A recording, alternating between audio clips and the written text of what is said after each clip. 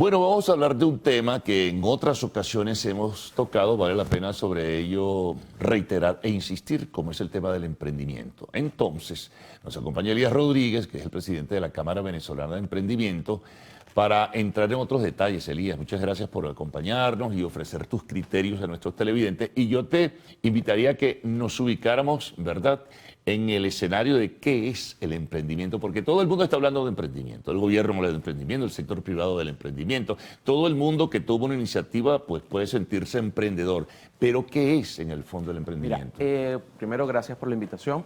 Para nosotros, emprendimiento, nosotros acogemos la concepción internacional, entiéndase un modelo de negocios bien definido, con sus metas a corto, mediano y largo plazo, y sobre todo que ese modelo de negocios tenga un valor agregado o un elemento diferenciador. Algo que te diferencie, valga la redundancia, de todo lo que existe actualmente en el mercado. Ahora, eso significa para la gente que comienza a conocer el emprendimiento, ¿significa qué en definitiva? Creatividad e innovación, para ponértelo en dos palabras. Ya. Ahora, ¿cómo podríamos establecer, Elías, un contraste un contraste, te diría, entre lo que es lo que llama el gobierno emprendimiento y lo que llama la empresa privada el emprendimiento? ¿Se cruzan, hay identidad, hay criterios similares? En fin. Sí, por supuesto. Es más, nosotros no despreciamos ningún tipo de modelo de negocios, bien sea modelos tradicionales, entiéndase, por citar un ejemplo, comercio al por menor, o estos modelos de negocios que incorporan en su haber el tema de innovación, de tecnología, esencialmente eso.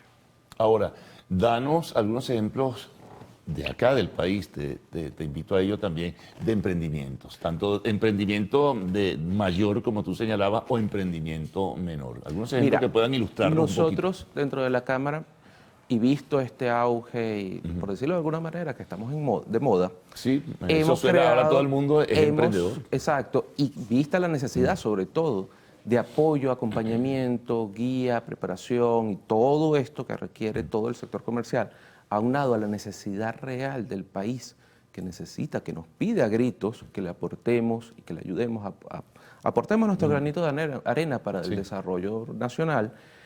Creamos una segunda categoría dentro de las membresías, una que se llama emprendedores o emprendimientos y otra modelo que se llama empresarios emergentes. ¿Qué son estos empresarios emergentes? Todos aquellos modelos de negocios que no incorporan dentro de sus variables el tema de creatividad, el tema de innovación, el tema del valor agregado o el elemento diferenciador. Para que lo tengan más claro, para nosotros, ¿qué es un emprendimiento? Por ejemplo, un fabricante o un industrial que produce vasos plásticos, vasos transparentes, tal cual como lo conocemos habitualmente, para no citar alguna marca en específico. Si a ese vaso se le agrega algún tipo de tecnología o algo que lo mejore y agregamos agua fría y ese vaso se transforma toma un color azul y al mismo desechamos esa agua y ahí mismo le colocamos agua caliente y el vaso de transparente torna rojo, ya eso tiene un elemento diferenciador o un valor agregado que forma parte del emprendimiento. Claro, lo que pasa es que muchas veces la gente entiende el emprendimiento, fíjate, no sé si te habrá pasado a ti, no solo como negocio, sino cualquier iniciativa que se tome sobre determinado escenario, determinado tema, determinada situación, eso por eso de alguna manera confunde, ¿no? Bueno, sí. Ahorita tenemos los emprendimientos tradicionales que nacen de sus creadores, de ellos que hayan determinado o identificado esa necesidad dentro de la población. Pero esa necesidad está conectada, el atender esa necesidad está conectada a la pasión y al deseo, a ese amor, ese compromiso que ellos tienen sobre ese bien, producto o servicio que vayan a prestar. Está este otro modelo que es el que está en boga ahorita, que son estos emprendimientos por necesidad, que surgen a raíz de que las fuentes de ingresos tradicionales que ellos devengan no sustentan o no cubren sus necesidades básicas y los obliga a innovar o reinventarse e incorporarse a un nuevo sector comercial. Ahora fíjate que hay un detalle interesante. En la formalidad ustedes son cámara, ustedes deben estar adscritos a Consecomercio. Total. Y fíjate lo que está ocurriendo en el escenario venezolano, ¿no? En la realidad venezolana, que a veces nacen este modelo de emprendimientos en negocios, en la formalidad, pero la misma situación económica está llevando a muchos emprendedores, como suele llamarse, en negocios hacia la informalidad. Bueno, ahí nosotros somos muy tajantes en ese aspecto. Nosotros abogamos y promovemos la formalidad. Tanto así que nosotros como Cámara agremiamos a personas jurídicas, no personas naturales. El modelo de negocio ya constituido como Sí. persona jurídica independientemente de la figura que le corresponda según su objeto social.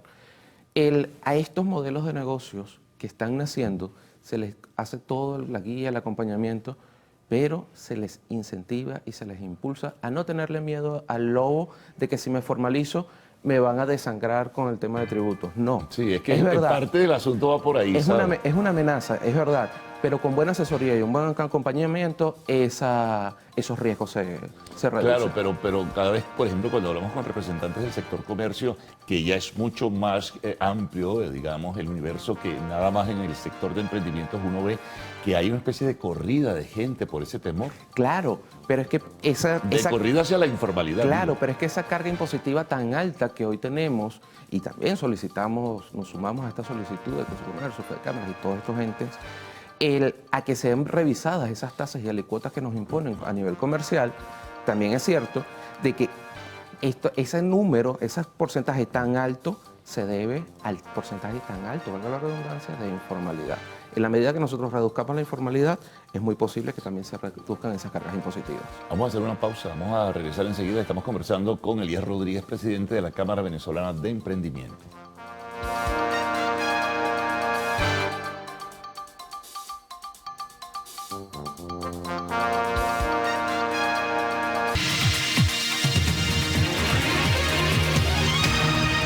Bien, seguimos conversando con Elías Rodríguez, presidente de la Cámara Venezolana de Emprendimiento. ¿Cuáles son los sectores que en este caso han tenido el éxito? Me ubico en Venezuela, digo. ¿Y cuáles son aquellos que han recibido una enorme carga tributaria, aquellos que se están viendo lastimados y que han tenido incluso, con lo que hablábamos antes, que irse a la informalidad? Mira, de que exista un sector más o menos beneficiado con el tema a nivel de tributos, no existe. Todos los sectores, en mayor o menor medida, sí estamos golpeados, sin excepción. Unos en mayor, no es igual una persona que está vinculada al área industrial en farmacia, cosméticos, alimentos, que su carga impositiva es mucho más alta porque requiere una serie de permisos que generan mayores gastos a un comercio que trabaje, por ejemplo, el de tal, que su carga impositiva es menor, pero al fin y al cabo todos estamos golpeados en el mismo, por igual de condiciones, en igualdad de condiciones. Ahora fíjate, en el área que lo mencionábamos hace un momento en la pausa, en el área gastronómica, que eso es inmenso, ¿no? Es un sector bastante golpeado y a mi parecer, aun cuando no represento ese sector de forma directa, porque ellos tienen su cámara que los representa, si bien es cierto que nosotros tenemos agremiados dentro del área gastronómica, no es menos cierto de que es uno de los más golpeados. Y es uno de los más golpeados no solo por el tema la carga impositiva, sino también, hay una baja, eso también influye poder de muchísimo compra, el poder adquisitivo, por el tema del poder adquisitivo, merman los ingresos y los obliga. Ahora fíjate, Elías, ¿no será que a veces también se hicieron unos cálculos equivocados? Porque vino el tema famosito de hace 2 años, 3 años de la burbuja, ¿no? Total. Resulta ser que en esa área, aquí nos lo decía el presidente de la Cámara Nacional de Restaurantes, pues ya para, por ejemplo, octubre del año pasado, entre el 60 y el 70% de esos nuevos emprendimientos, restaurantes, algunos de mucho lujo, pues sencillamente ya estaban cerrados y tenían, o estaban en quiebre o en quiebra técnica, ¿no? Eso es parte del asunto también. Pensaron que el poder adquisitivo, no, el poder adquisitivo es muy reducido para un grupo muy particular que tiene la sociedad venezolana. Total, es más, en ese sector pasó algo muy particular, de que se apoyaron en esas ganas, esa necesidad, esa parte de la idiosincrasia del venezolano, de que le gusta compartir, de que le gusta disfrutar, de que le gusta ir a un buen restaurante, pero no sopesaron los ingresos y el poder adquisitivo de los venezolanos. Y a veces se desmesuraron con los precios. Exacto, total. Por eso que los tradicionales se mantienen, que tratan de actuar con mayor racionalidad y con precios mucho más lógicos. Entonces, es cuando tú ves estos restaurantes, por citar algún ejemplo, de las Mercedes, para no poner nombre y apellido, que ves estas ofertas donde vengan y coman por $20, por citar algún monto, cuando anteriormente los montos eran muchísimo más altos. Ahora, ¿esos efectos se ven en otros sectores que tengan que ver con el área de emprendimiento? Hoy día está pasando con esta particularidad que estamos viviendo actualmente en cuanto a la sobrevaluación de la moneda venezolana. Teníamos cerca de 17 años donde el dólar, el valor o la tasa cambiaria no bajaba tanto como está bajando en el momento, y eso también genera una distorsión. Eso es algo que creo que debemos atender, y principalmente para hacernos sobre todo competitivos debemos sincerar las tasas, por un lado, pero también debemos sincerar los ingresos del venezolano. Ahora fíjate, hay unas cosas paradójicas que a veces la gente en la cotidianidad pues no lo siente así. Por ejemplo, recién acaba de conocerse un informe del Observatorio Venezolano de Finanzas donde dice que ha llegado después de 17 años la deflación, es decir, lo contrario a la inflación, y que en febrero habría registrado una deflación del 0.5%, es decir, una reducción insólita para muchos de precios, pero que la gente, Elías, no lo está sintiendo en por la el poder calle. Adquisitivo, por su poder adquisitivo, por el poder En los adquisitivo alimentos, de lo que tiene en su bolsillo. Bueno, pero ¿dónde está la deflación? ¿Cómo que bajaron los precios? Ah, sí, en el sector alimentos, sí, pero ¿en dónde? Dime dónde, pregunta la gente. Incluso el estado de deflación puede ser igual o más agresivo y más perjudicial para la economía nacional que los que vivimos cuando presentamos el tema de hiperinflación.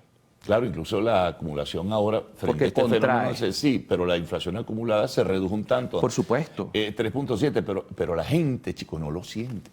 La gente no lo siente, es un fenómeno muy particular. Es que vamos a lo que te estaba comentando. Nosotros también, una de las cosas que tenemos que hacer es sincerar los ingresos del venezolano.